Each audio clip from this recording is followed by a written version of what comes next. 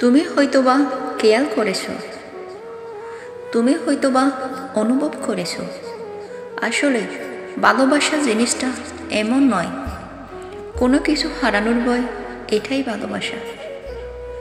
কারণ ভালোবাসা জিনিসটা একদিনে তৈরি হয় না, ওটা ভালো লাগা। ভালোবাসা জিনিসটা তৈরি হতে একটা নির্দিষ্ট সময় লাগে, আর সেই নির্দিষ্ট সময় থেকে ভালোবাসা জিনিসটা জন্ম হয়।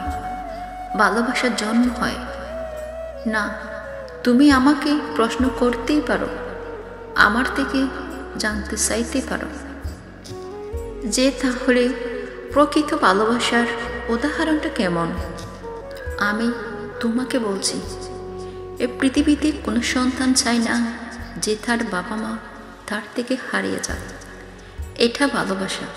আবার সন্তানরা যদিও বা চেয়ে থাকে, কোনো বাবা মা এটা চায় না যে তার সন্তানটা হারিয়ে যাক, এটা ভালোবাসা।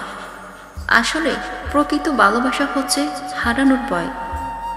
যদি কোনো ব্যক্তি, যদি কোনো মানুষ তোমাকে হারানোর ভয় না পেয়ে থাকে, তাহলে সে কখনোই তোমাকে ভালোবাসতো না, সে কখনোই তোমাকে ভালোবাসে না।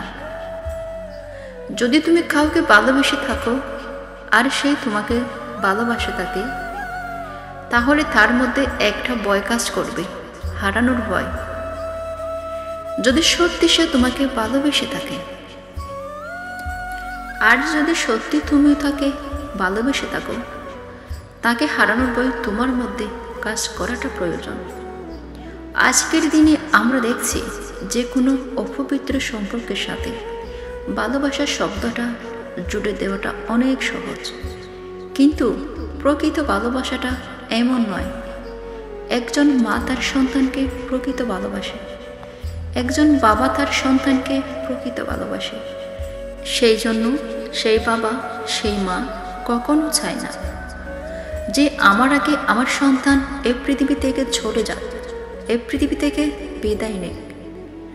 যে সমস্ত বাবা মা তাদের সন্তানকে প্রকৃত ভালোবাসে, তারা চায় যে সন্তান পৃথিবী ছাড়ার আগে আমরা পৃথিবী ছাড়ি।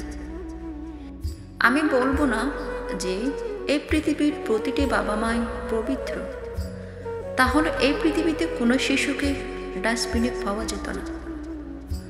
পাওয়া যায়, এই সমাজেই পাওয়া যায়।